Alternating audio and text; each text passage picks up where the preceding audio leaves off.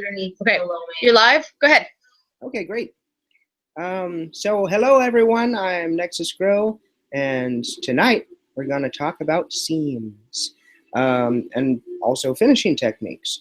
So to begin with, if you want to go ahead and sew along, you're going to want to grab yourself some fabric, and preferably you're going to want to grab fabric that is already washed.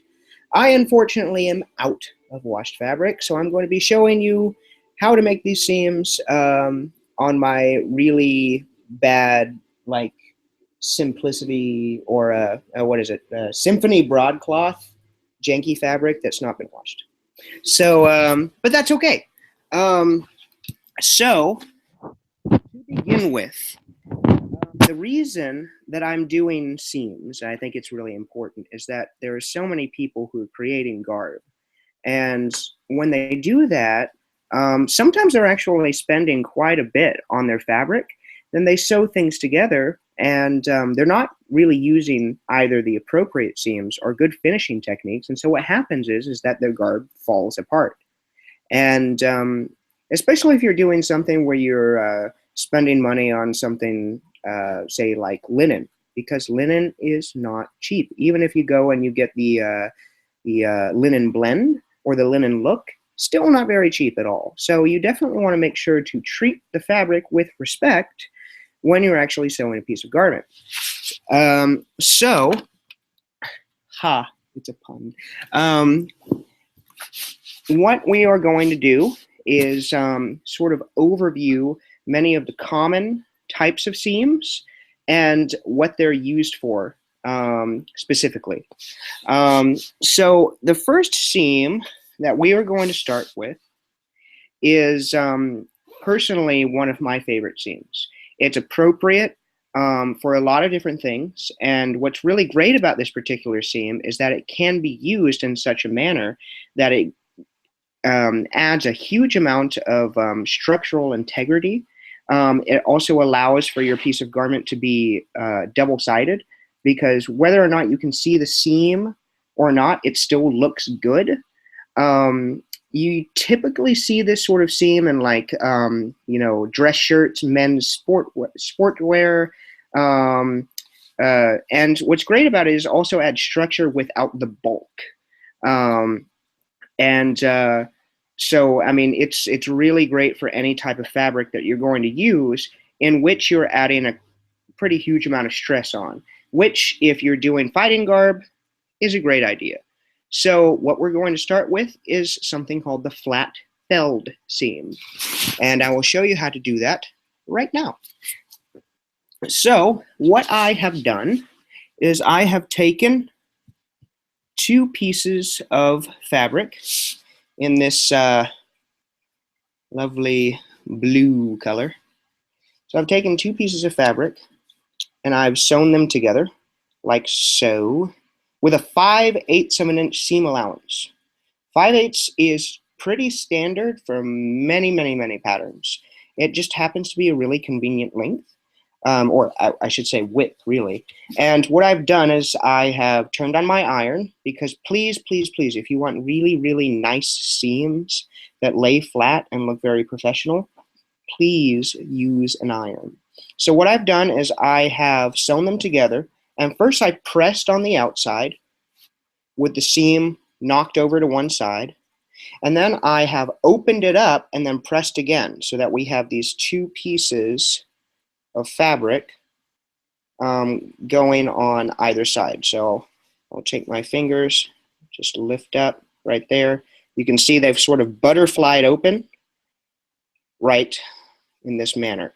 So now what you're going to do is you're actually going to take one of those sides of your fabric and you're going to cut it down to about half the length, or half the width. So I'm going to go ahead and do that right now. So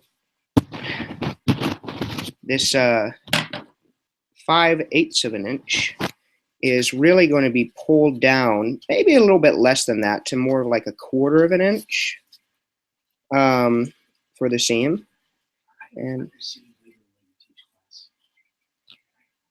And we'll do that. Thankfully, I'm not using like large pieces of fabric. While I'm doing this, it is absolutely vital that the pieces that you're sewing together are cut such that they are completely flush with one another.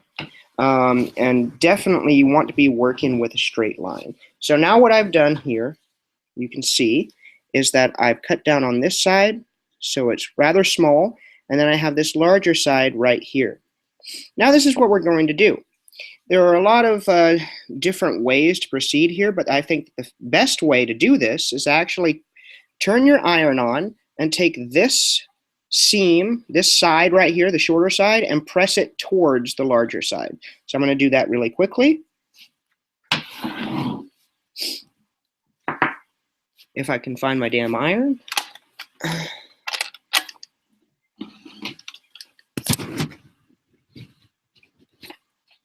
You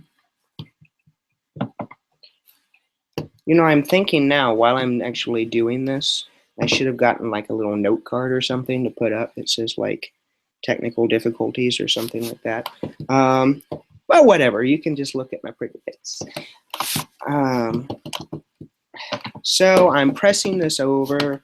I'm gonna keep doing this. La la la la la. Now, while I'm doing this, I'm gonna go back to that whole washing your fabric thing. You can have the prettiest damn seam ever, and it'll be great. You can go and you can wear it on the field. You can wear it at court. The minute that you go to wash it, and you take it out of the dryer, you're gonna look at your seams and wish to God that you had washed it before you sewed it, because many fabrics are treated with starches and sizing, and so because of that, you know, they're meant to like lie flat and look really, really nice. But what you need to do is wash out all of that junk, because if you sew it when it has not been washed, you will find that after you take it out of the dryer from that first time, you're going to have seams that look all like weird and bunchy and stuff, and your whole garment is going to like just do this weird like thing. Like pretty much imagine if you made a garment out of I don't know, like shrink wrap, and then somebody went and started attacking you with a hairdryer. That's what it's going to end up looking like. It's going to be terrible. So now what I've done is I have pressed that towards the larger seam. And what I'm going to do now is I'm going to take this larger seam, and I'm going to fold it over that seam, and I'm going to press down again.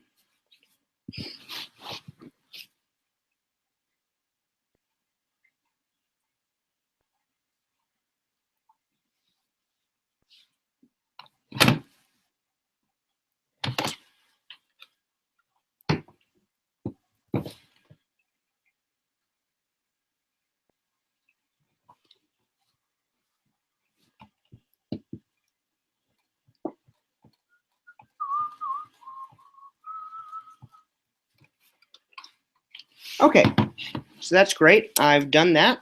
And see, now here you can see that I've rolled it over. And now what you do is you just simply take that entire flap and you push it over to one side, so that now you've encased one side of the seam with the other side of the seam. It's nice and rolled over. Now I'm going to press that down.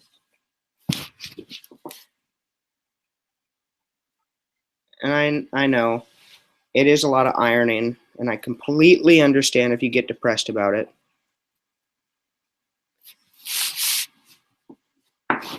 That was a pun intended.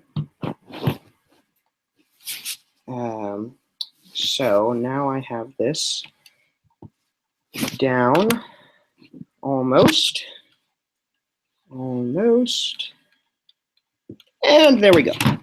So now I have a nice rolled looking seam just like this.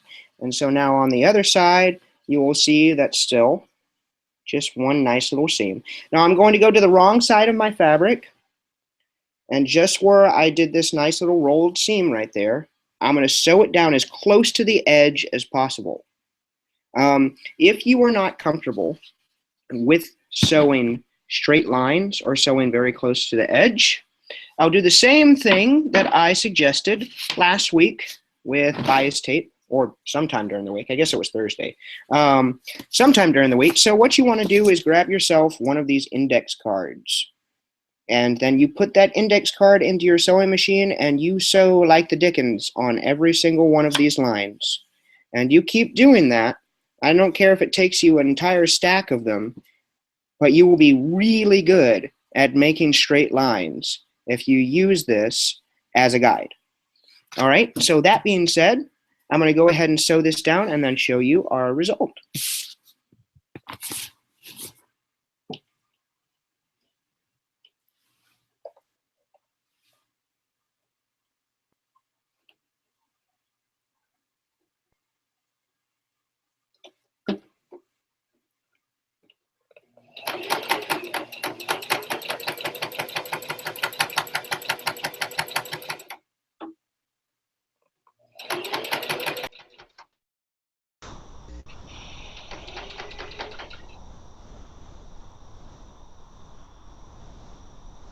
And voila, we have created a nice flat felled seam. Now, see, you can already see right now, I've got this like weird sort of wavy thing going on. You're much less, your fabric is much less apt to do that if you've actually washed it first. But this looks quite nice, and it also looks nice on the outside. It's just like I was saying before, this seam works really, really well to add a lot of structural integrity to your fabric, while at the same time allowing for sort of less bulk, and it also is reversible. It's really great because either way it's still going to look attractive. And that is our flat felled seam.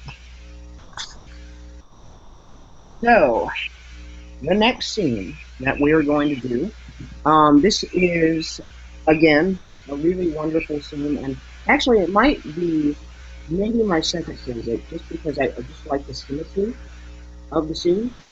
Some people will refer to this as a clean seam.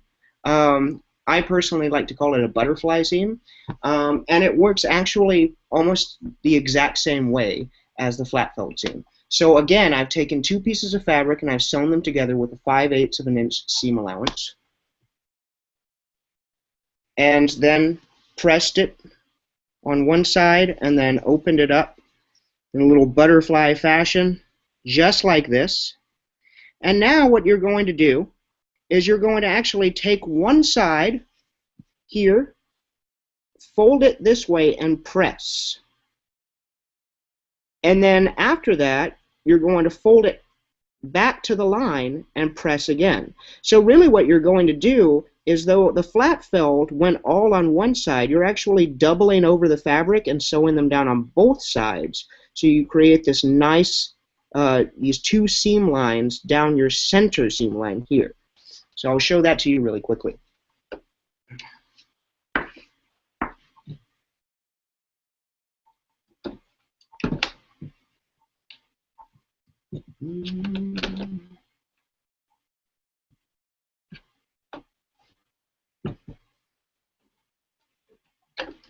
All right, so I've just knocked it over to one side, and now I'm going to again take that one seam that I've pushed over. I'm going to fold it back to the original seam line, and then I am ironing it again. So that I'm doing this quickly, so I'm sort of throwing caution to the wind here. And now what you have is this on one side. And essentially what you're going to be able to do is fold it over and then sew it down very close to the sewing edge right there. And you'll do the same thing mirrored on the other side. So let me do that really quickly, and then I'll show you what it looks like.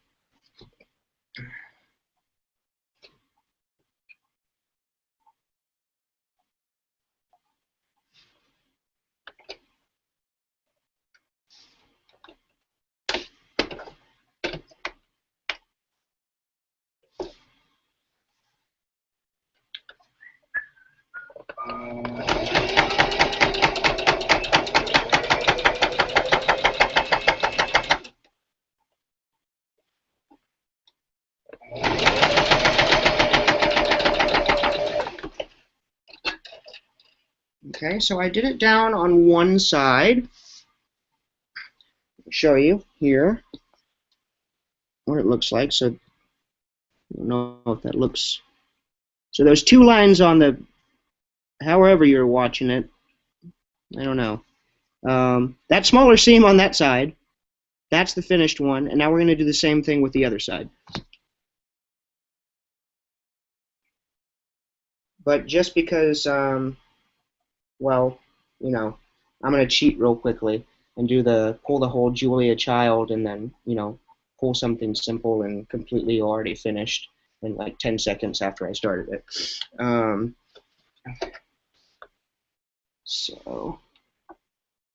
So press the seams. Don't do what I'm doing right now. We're just going to go ah la la la la and pretend that I didn't do this.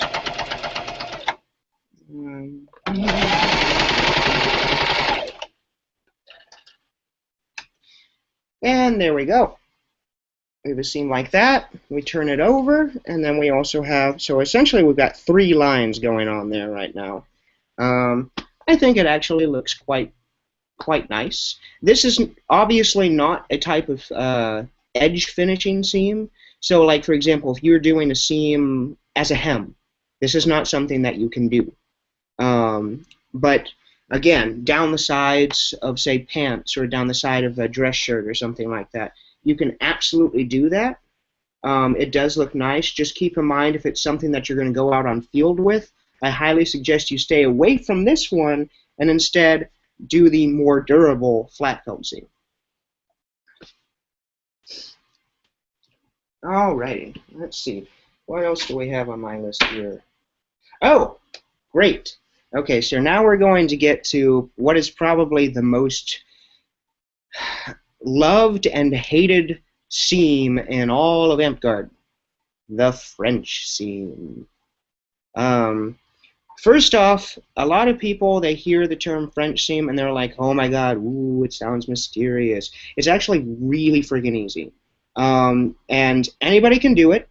And not only that, but it gets misused all the time. So I'm going to go ahead and talk to you about what it's actually used for. The French seam adds a lot of really wonderful stability, but essentially you are, let's see, 1, 2, like quadruple folding your fabric. I don't know, we'll count whenever I show you. But anyway, so what you're doing is you're creating a very structurally sound seam, but at the same time, what you're doing is you're actually adding bulk to your fabric. So the French seam is actually better for, say, sheer fabrics or for delicate fabrics that are going to fray really, really well. It is not a seam at all that you want to use on a curve. If you want to use something on a curve, you might use something like a false French seam, which you can look up. But we're going to cover the French seam. Now, normally when you have a piece of fabric, you've got a wrong side and you've got a right side. There are some types of fabric where it doesn't matter. But let's just pretend for right now, because I'm lagging on prints, that I have 2 pieces of fabric that have a right side and they have a wrong side. Let's see, I'll grab them here. Okay, no, that's just one piece, and that's not going to help us. All right, we'll line them up here. Okay, so I've cut these into a nice straight edge, and we're going to pretend that this part on the outside is the wrong side, and then this is the right side right here. So normally, you want the wrong sides to be facing together. Oh wait, no. The right sides to be facing together, so that when you sew it and then you turn it out, your seam is on the inside. Now, because of the nature of the French seam, what you're going to do is you're actually going to take the wrong sides and stick them together so that you're actually creating a seam that is visible to begin with. And because of what we're going to do next, we're going to ignore the 5/8 of an inch thing, and we're actually going to take this down to Sometimes I do 1/8 of an inch, sometimes I do 1/4 of an inch. We're going to do 1/4 of an inch right now, so I'm going to go ahead and run this through the machine really quickly and give 1/4 of an inch seam allowance, and then I'll show you what to do next.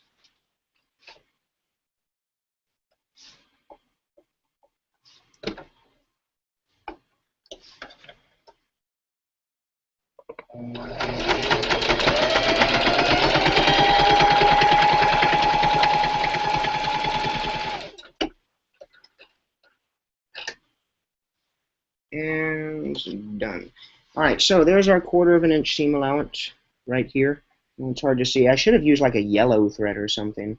That way you guys could actually see it. So 1/4 of an inch seam allowance. And now what we're going to do is I'm going to open it up like so. So here's actually the wrong side of the fabric. And we can see no, seam allowance or anything. We just see the nice seam line. So I'm going to open it up, and on the other side, we'll take our seam and knock it over to one side. You're going to put this side face down on your ironing board, and then you're going to give it a nice press.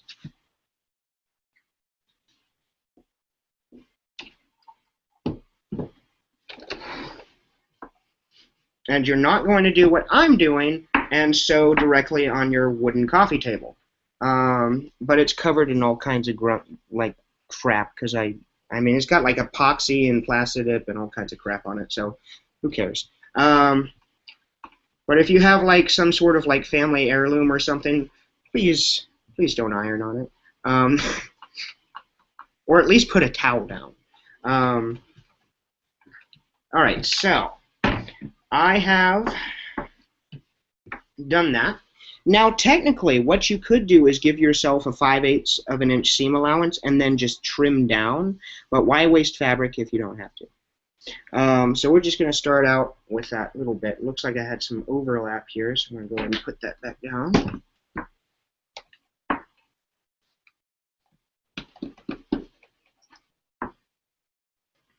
All right, so I have pressed this, and so I've got the seam that's on the outside looking all very conspicuous, and we don't want it to look conspicuous. So now what I'm going to do is I'm actually going to fold these two pieces together just like that. So now what you've done is I've created the seam line sandwiched at the end, and we're going to press it again.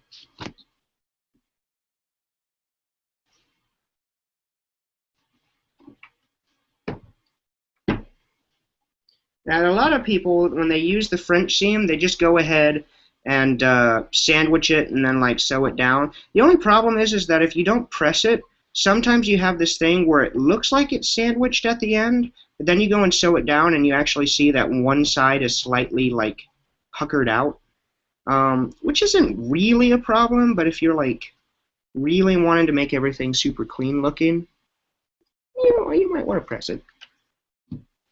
I will say that there are some fabrics that are out there that you don't necessarily need to press. So, for example, I find that linen, if you actually just carry just a little spray bottle, I spray it with just a little bit of water and then just kind of move it around with my fingers, and it does exactly what I want it to do. You can still use an iron, but that's an example of a fabric where you don't necessarily have to do that. All right, so I have this sewn down, okay, and it's all sandwiched and everything like that. Now, if you were working with an 1/8 of an inch seam allowance or something, I would say don't mess with the seam whatsoever. I did 1/4 of an inch seam allowance. I'm going to open it back up, and I'm just going to trim it down just a little bit more. Doesn't have to be 1/8 of an inch, but all we need to do, though, is just trim it down in such a way that it works to our advantage for our next step. Because, again, we are encasing the fabric such that, let's see, let me count here now. This is 2. Yeah, so actually we end up with 4 layers of fabric. And actually, when you sew it down to one side, that ends up becoming 5 layers of fabric. So you can already see that it's pretty durable. But again, you can also see that logically, if we're using this, we don't want to use it on like when we're making something out of wool. That would be ridiculous, and you'd probably break your sewing machine, unless you had, say, like, I don't know, Viking or Genome or something. I have this machine. It is a Singer heavy duty, and I will never buy another Singer again, because I found out afterwards that they were actually not owned by the original Singer company anymore. They're actually manufactured in China, and they do not have lots of metal parts and great, wonderful things like that. Never again. And heavy duty is really just heavy duty. So now that I've done that, I just went ahead and I moved it back over, so I've got my original sandwich that we made, and I'm going to go ahead and sew it down with a 1/4 of an inch seam allowance.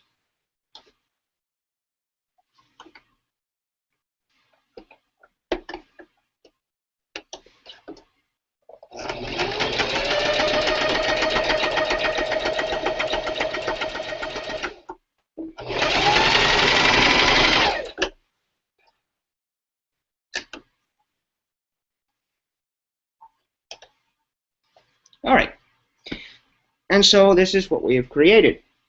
This nice little seam that is now on the inside. Now, there are some things that you can do right now. You may find that you want to just go ahead, because you don't want to have a double seam on the outside. You may just want to keep your fabric just as it is.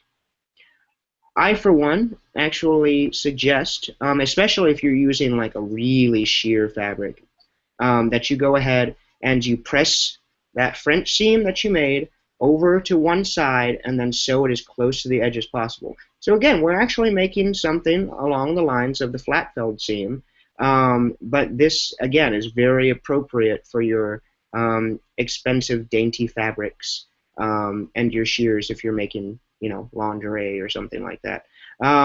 So let me go and sew that down, and then we'll see what we have.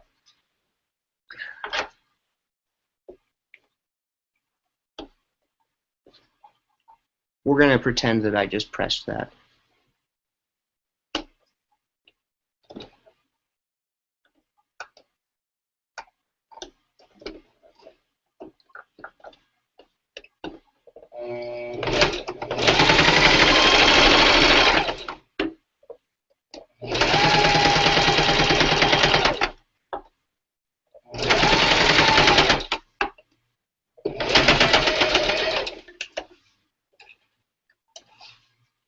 Alright, and there we are, a completed French seam. I don't even know what I'm showing because I'm like blinded, but hopefully you can see that. And that is our French seam. Again, if you're not using something that you just spent a lot of money on and it's going to fray all to hell, or if you're using lace or organza or something like that, you're probably better off with another seam. As impressive as it sounds, it's really just not appropriate. You're really better off using some other seams, like the flat felled, which again is my number one.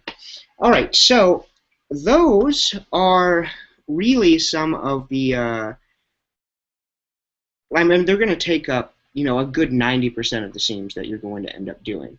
But I wanted to take a minute to go ahead and show you two of the other seams that are not only decorative, one is really purely decorative, but one of them is also decorative but serves a very legitimate purpose.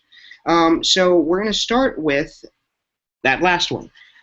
This is a seam. It is called the Hong Kong seam, or the bound seam. And you typically see this in very fitted, very high fashion pieces of garment. And the reason that it is used is because it actually makes it very, very easy to take in fabric or let it out. without actually, shredding the fabric all to hell, and putting lots of terrible holes in really nice fabric. I have this wonderful pair of pants, and it's as beautiful on the inside as it is on the outside. I can't even remember where I got them, but I wanted more pairs of them. And it's all Hong Kong seams on the inside. So essentially, all you need to do is, and I urge you to do this before you sew the pieces together. So for example, if you're making a pair of pants and you're sewing the seams together, what you end up with, and this is really for the guys, but I guess the girls can listen too, you end up with a seam that kind of ends up like razor sharp and sort of going up against your bits, and it's not fun at all. So I recommend the Hong Kong seam. And so what you're going to do is, around that U shape, you're actually going to take a piece of bias tape that has been applied properly. If you don't know how, you can watch the previous video, because the outside of your fabric should show no visible sewing lines whatsoever. This is a piece of bias tape. It's totally connected, and I have stitched in the ditch. It's totally on there, and you can't see a single thing except the green and my face and the blue. So now, that's going to be the outside. All right, so this is the seam, and you'll notice that when you do that, it's going to open up. So you're going to have a blue and a green on this side, and then a blue and a green on that side. And what I was saying about the pants is that when you open them up, you press it open, so it actually creates a nice little cup for you instead of that razor sharp seam that's making things not that great. So I'm going to take these two pieces of bias taped edges, and I'm just going to sew them, giving a 3/8 of an inch seam allowance. Then we'll press them open, and we'll see this nice bound seam.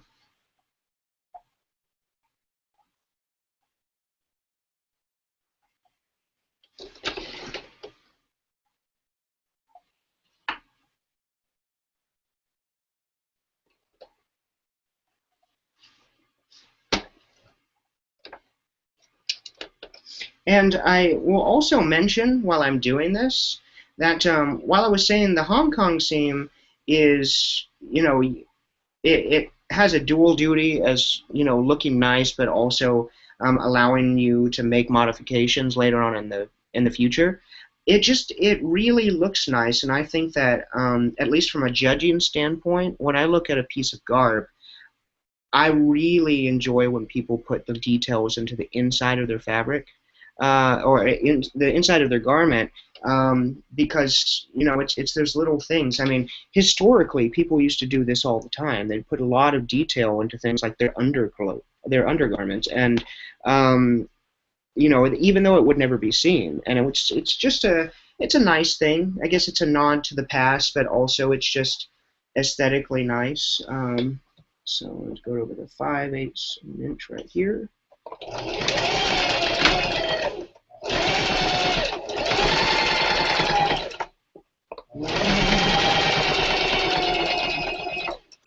All right, great. And I'm going to press this open real quickly.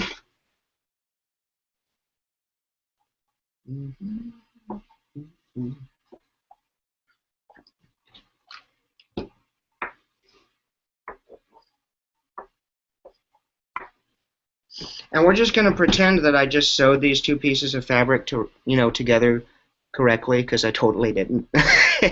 But so one side is totally correct, but I should have flipped the other one around, so you're going to see a sewing line, but whatever. At least you'll know, because assuming that you'll be sewing and not drinking, which is what I'm doing right now, so you'll end up with a seam that looks like this. And it is opened up. You don't sew it down at all. And so you can see that later on, look, you've got all of this fabric. So if I need to take it in, that's fine. If I need to take it out, though, I've got, a huge amount to work with. I can take this out at least 1.5 inches or so.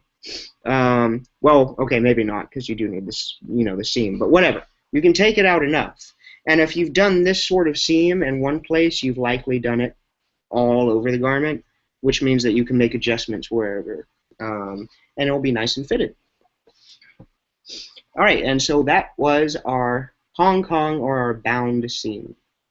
Now, I mean, I could really keep going on with a lot of different kind of seams, but what I really wanted to do was end with a seam and then sort of maybe open up to like a chat and see if there are any particular questions that people might have about garment making. But before that, I'm going to go ahead and show you, and this is the subtle little things that you add to a piece of garb that are decorative. It's just, they can be truly phenomenal. And so I'm going to show you now how to make the channel seam. Now, this is not to be confused with the seam that one would use whenever, you know, for like boning, when you're going in and making a corset, or any other type of thing where you actually have, you know, pieces of bone in or what have you. So sometimes those can actually get confused with one another. But this seam is actually called the channel seam. And so I'm going to go ahead.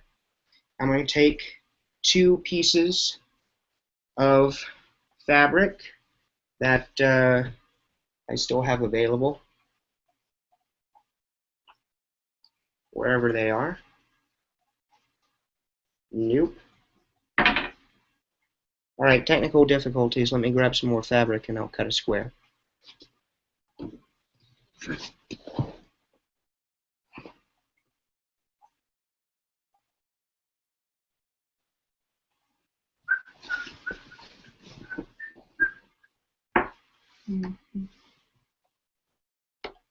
Alright.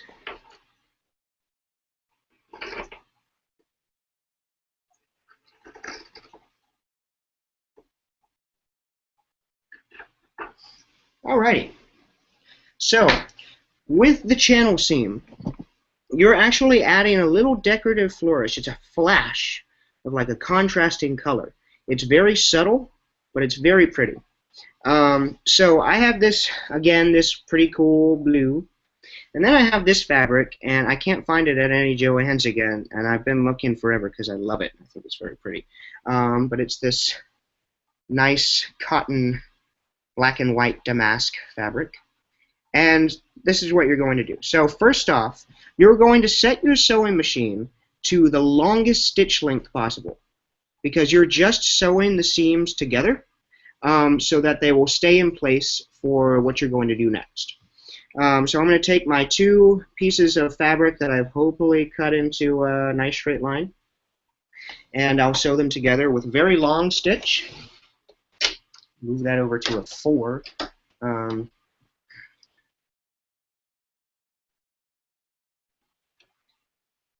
And again, I'm going to give this a 5/8 of an inch seam allowance.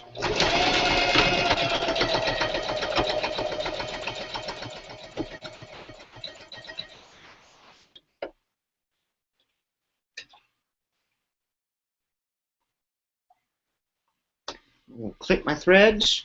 By the way, clip your threads, always.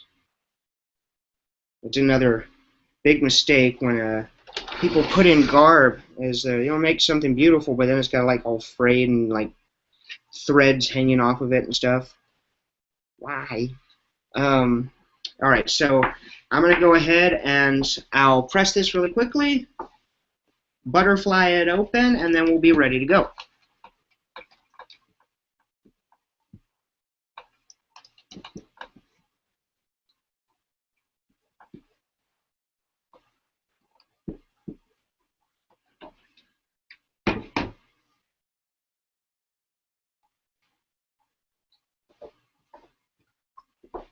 Oh, so while I'm finishing this, a note to everyone about pressing, especially if you're pressing something and pinning something.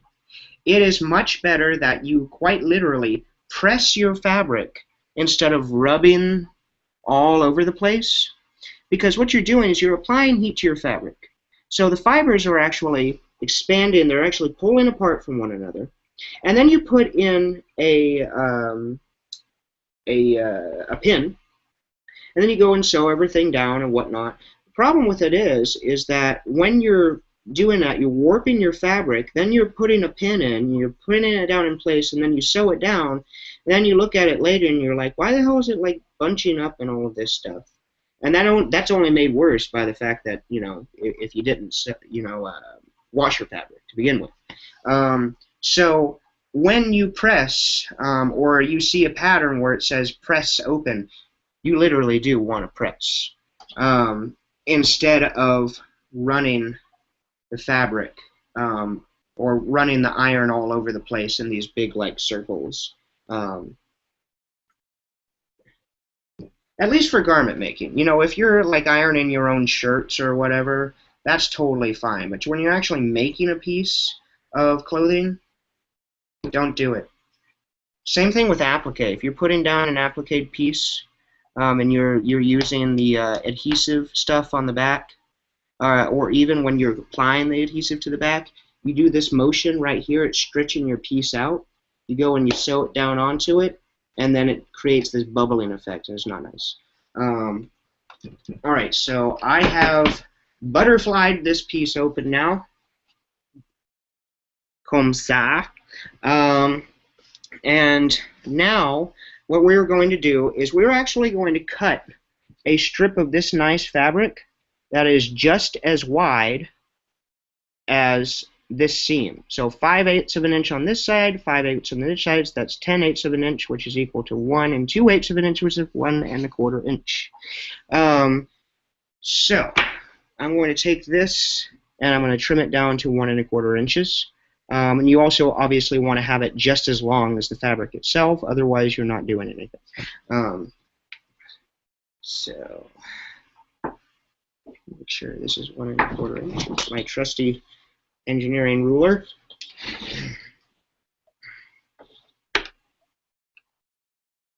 Oops.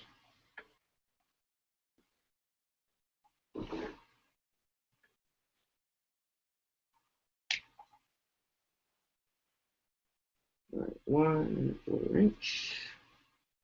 I'm going to eyeball it just because I've made one little mark, and we're just going to hope that I cut evenly all the way down. All right.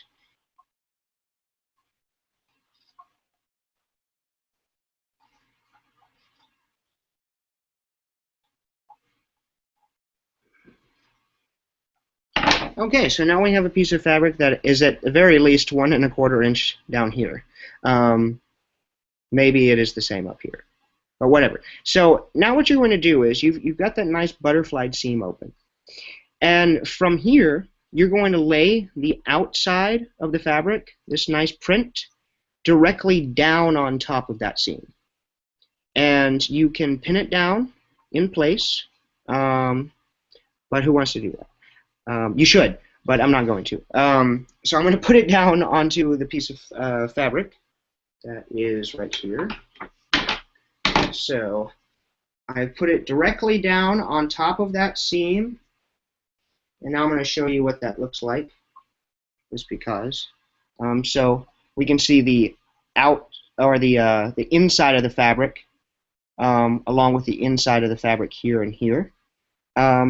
And then what you're going to do is once you've pinned, you're going to flip it over, and again, you're going to sew slightly under 5/8 of an inch on either side, from that middle sew line. So let me do that at least on one side really quickly, and not, you know, break my sewing machine. Let's see.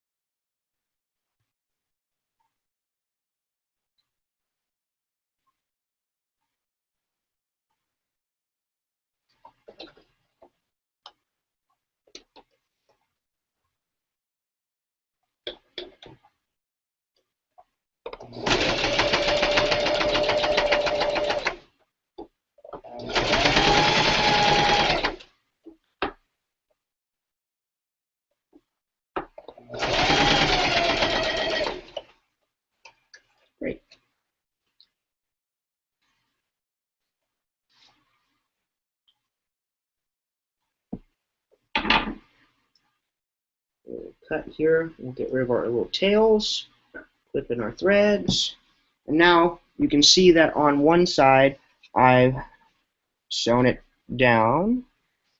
Yes? Okay, good. So I've sewn it down. I'm going to do the same thing on the other side, and then the magic begins.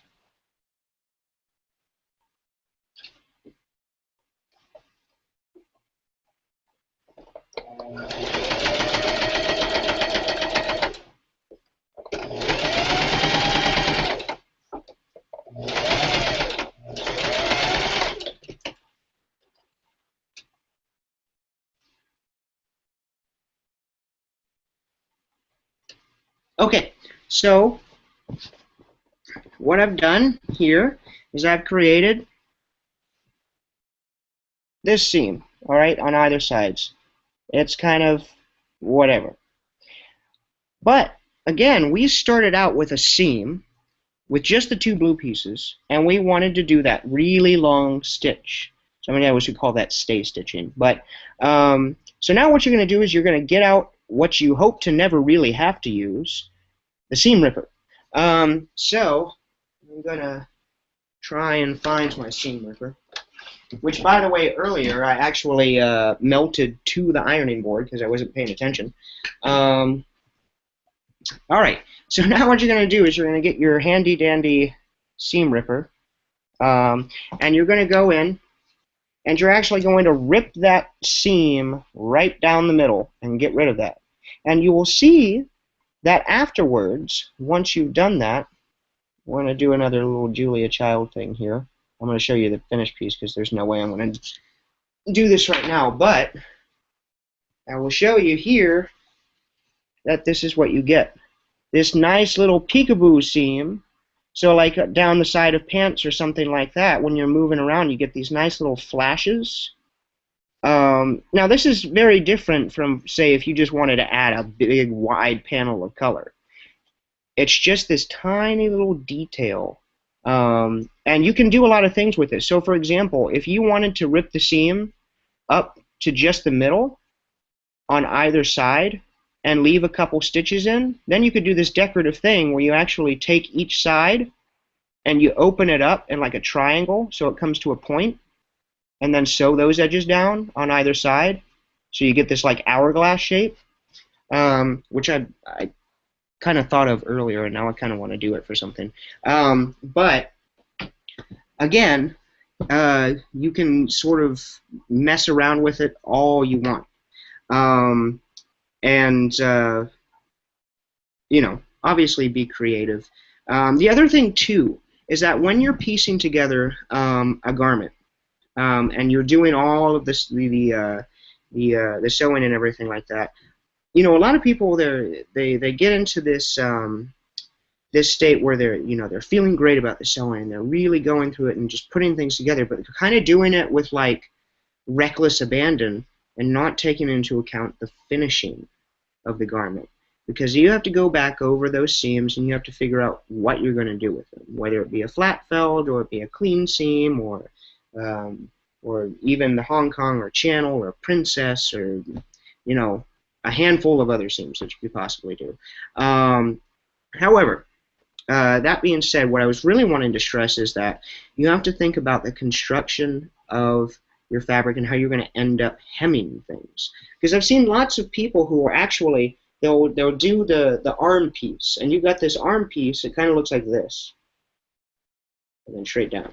Well, and a little cuff. And what they'll do is they'll take the cuff and then they'll roll it over and they'll do a nice little seam, and then they sew it all up. And actually, what you should do is work on all of your inside seams and then do your edges. Because what happens is you've got these seams. You got to think about it like an arm. This is way too big. I mean, or actually too small to work into your sewing machine. I mean, there's no way that you're going to actually get that seam to actually go down unless you go in and hand sew it, or you have a really fancy sewing machine. However, you can still get it to knot to one side and actually lay flat by sewing that seam first and then rolling the hem under, because what that hem does is it forces it to one side or the other. If, for example, I did the hem first and then sewed it all the way to the edge, well, now you've got this little flap of like unfinished stuff, and it's very conspicuous. I mean, you go shake somebody's hand, and you're like, ooh, whoa, what's going on? There's a big seam there, and it's glaring at me. I mean, it just looks nicer, and it is more structurally sound, because the more that you can hide a seam so it can't get snagged on something, the less likely that it's going to come apart, and the longer you're going to have your garment. Because at the end of the day, AmpGuard is free to play, and that means that it brings a lot of people who don't necessarily have a lot of money to spend. So if you're going to spend the money, and this is your hobby, at least make it worth your while, and at least make sure that the things you're making are going to last a long time. So that's it in terms of those 5 seams, which I think are really a great intro to a really fantastic, I guess, sort of set of skills that you need to make really nice, structurally sound garb. And I definitely encourage people to go out and look. I mean, there's so much information on the web about all the different kinds of seams that there are and all of the different things that you can do with them. I'm going to go ahead and turn off the sewing machine because I kind of don't want to look at it anymore because I've been using it all day. And I think now we can maybe open up to questions. If anybody has any, I don't know. Amber, are you around? I don't. If you want to use the mic. Do Nexus? Hey. Oh, okay. You're all done?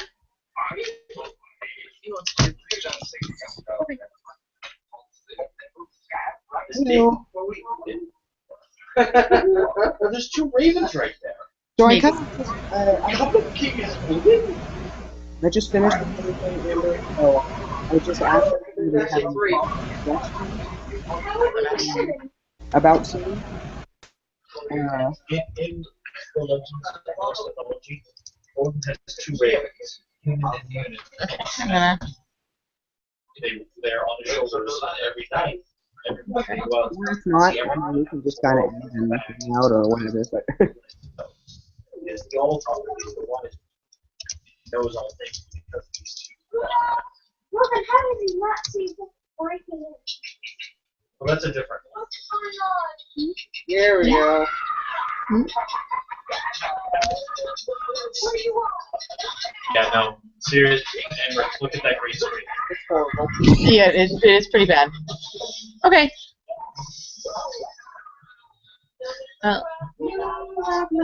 Did you have any questions, Caitlin? Okay. Well, I guess then if nobody had questions, we'll stop the broadcast for you and then All get right. the video posted. And if anybody has questions later, they can come chase you down. Oh yeah, I'm I'm there, hanging out, Okay. or grading papers.